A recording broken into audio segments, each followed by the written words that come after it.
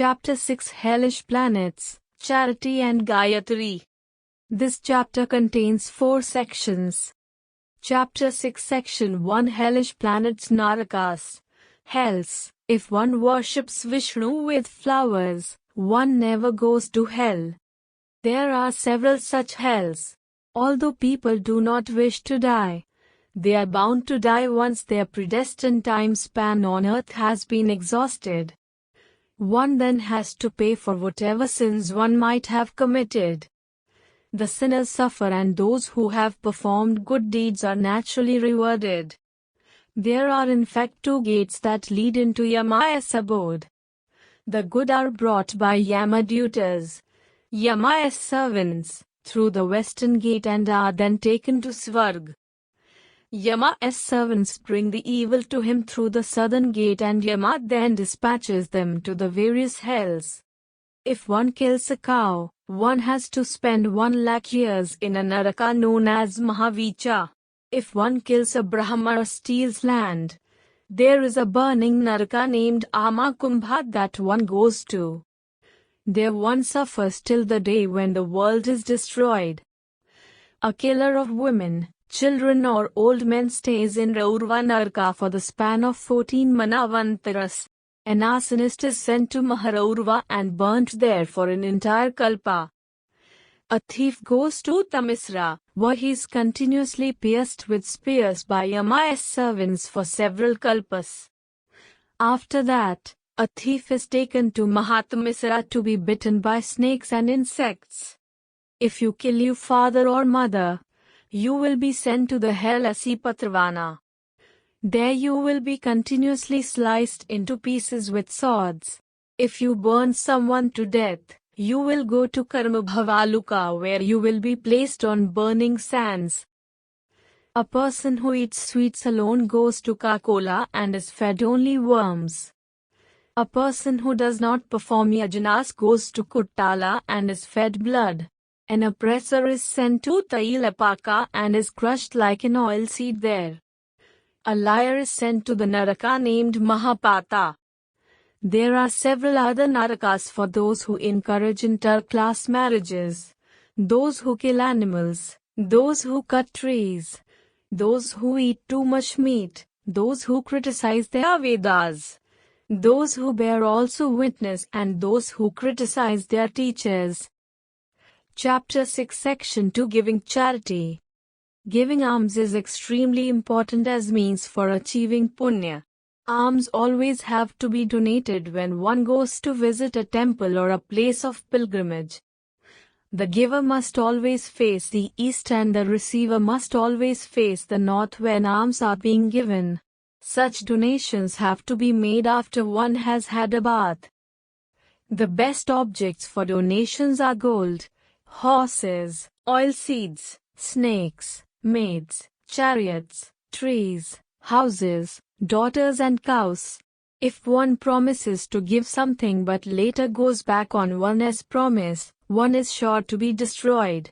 It should be remembered that the entire object of donation alms is lost if one expects gratitude or friendship in return. It is better to give something to a brother than to a daughter. It is better to give to a father than to a mother. The entire concept of donation alms is different in the 4 different eras. In Satya Yuga, the giver went out in search of recipient to whom he could give something. In Treta Yuga, the recipient had to come to the giver's house before he would be given anything. In Dwapara Yuga, the giver never gave anything without being asked for it by the recipient. And in Kali Yuga, the giver gives only to those who are servile to him. Chapter 6 Section 3 Gayatri Mantra. Gayatri Mantra is a very powerful incantation. The human body has many veins. Out of these, 10 veins are important and their names are either Pingla, Sushumna, Gandhari, Hastijihva, Pritha, Yasha, Alambusha, Huha, and Shankhini. These veins bear the breath of life. The breath of life is called Pranavayu. Apart from Pranavayu, 9 other major breaths course through the human body. Their names are Apna, Samna, Udan, Vyana, Naga, Kurma, Krikkara, Devdatta, and Dhananjaya. Gayatri is a goddess worshipped even by Vishnu and Shiva. This goddess is there everywhere, even in every individual's heart in the form of a swan. Gayatri mantra is an incantation to the goddess. If one chants the mantra 7 times, one's sins are forgiven. Chanting it 10 times means that one attains Swarg. To attain worlds, lokas, which are even more desirable than Swarg, one has to chant Gayatri mantra 20 times. If one chants the mantra 108 times, one does not have to be born again. The severest of sins, like killing cows, brahmanas or parents, are forgiven if one chants the mantra 1,000 times. Gayatri mantra has always to be preceded by the chanting of the sacred syllable Om. Chapter 6 Section 4 The King. The king's duties are many. He has to punish his enemies, ensure the prosperity of his subjects and arrange that his kingdom is ruled well. He has to protect the sages who performed tapasya inside the boundaries of his kingdom. A king should appoint a wise Brahma as his priest. His ministers should also be wise and his queen should be a woman who follows the path of dharma. When a king dies, time must not be wasted. The priest must immediately find an auspicious occasion so that a new king can be appointed and crowned. A kingdom can never be without a king. Before the coronation, a prospective king has to purify himself by rubbing his body with mud. Mud from a mountain peak is used for the ears, from a Krishna temple for the face, from an Indra temple for the back, from a palace for the chest, mud raised by an elephant as tusks for the right hand, mud raised by a bull as horns for the left hand, mud from a yagya for the thighs and from a cowshed for the feet.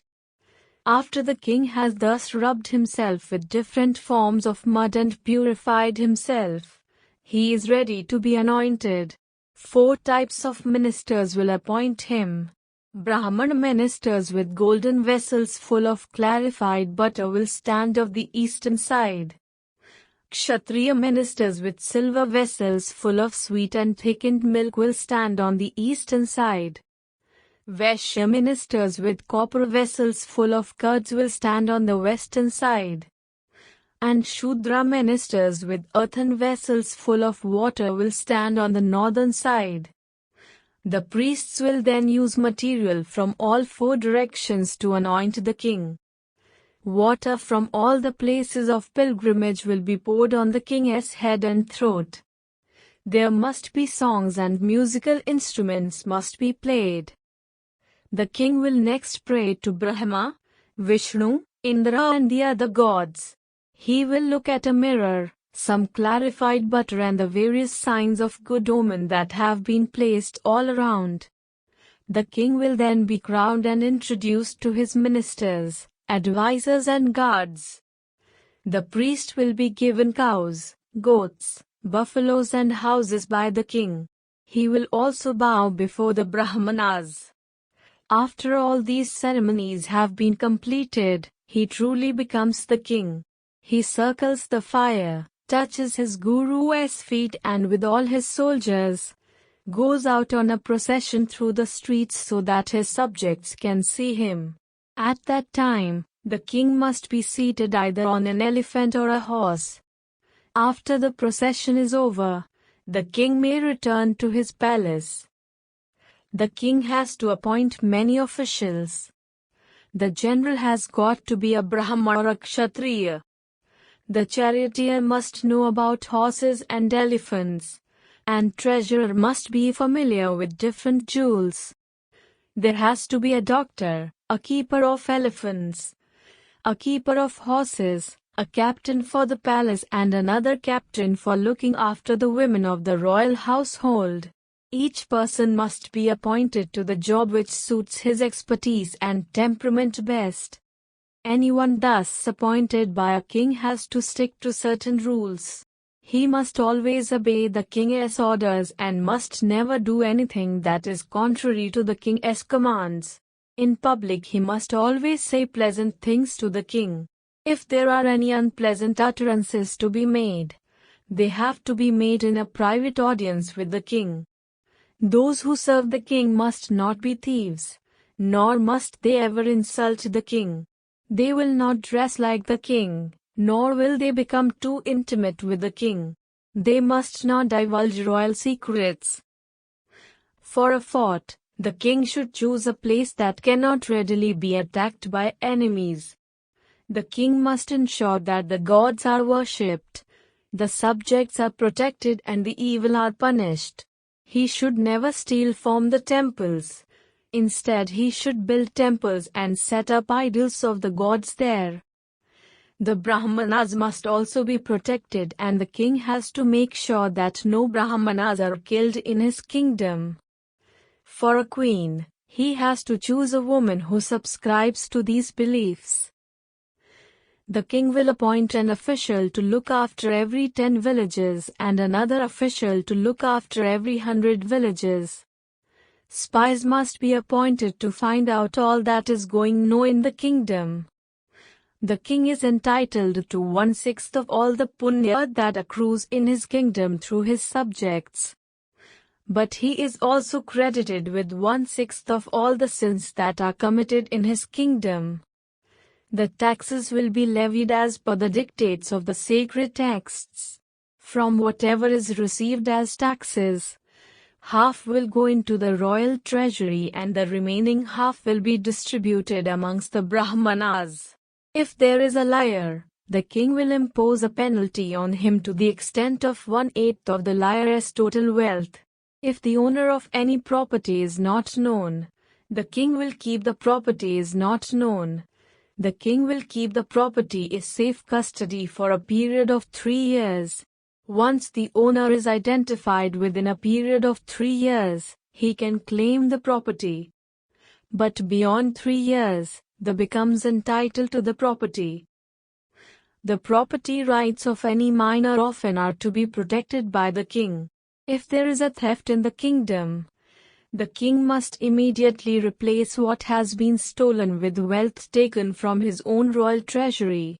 If the thief is caught and the stolen goods recovered, they are used to replenish the treasury.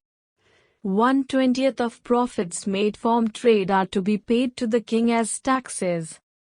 1/5 or 1/6 of food grains are to be paid as taxes. 1 day every month, craftsmen will work free of charge for the king. They will only be gives food from the royal kitchen. The king has to pay proper attention to the princes. They have to be taught 4 types of shastras. The first is Dharma Shastra, which teaches what is right and what is wrong. The second is Arth Shastra, economics. The third is Dhanurveda, the art of fighting. And the last subject that has to be taught to princes is Shilpa, arts and crafts. The king has to assign bodyguards to take care of the princes. He must ensure that the princes associate with honorable and learned people and not with undesirable characters. In instances where the princes do not grow up properly despite the king's best efforts, the king is free to keep them imprisoned. But they should be comfortable in the prison and should not be made to suffer there. The king should give up hunting, drinking and the playing of dice. He must not unnecessarily waste time in traveling around. He must first win over his servants through his behavior and then do the same for his subjects.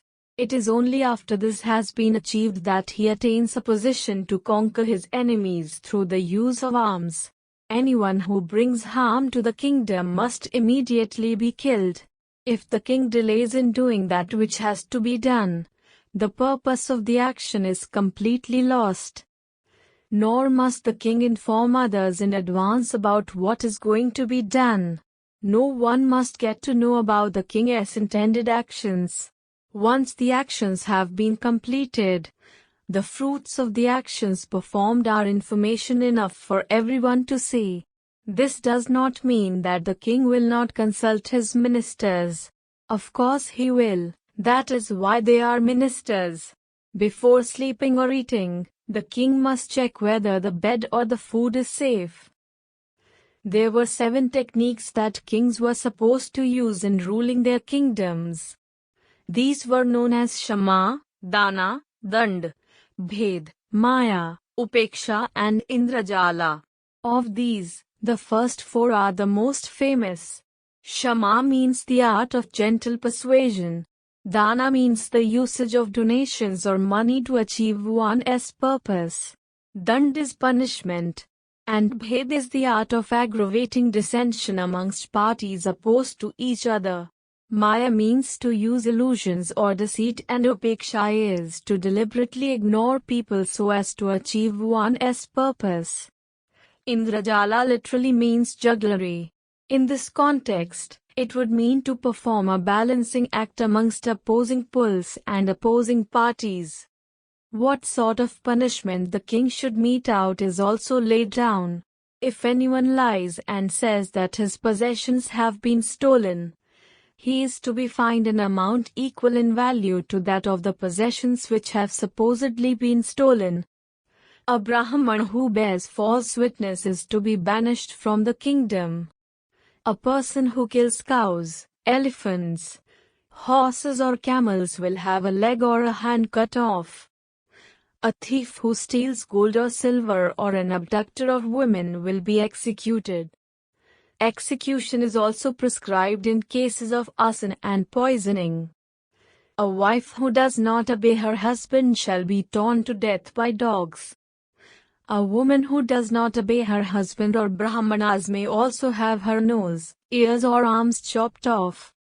She will then be set astride a cow and banished from the kingdom.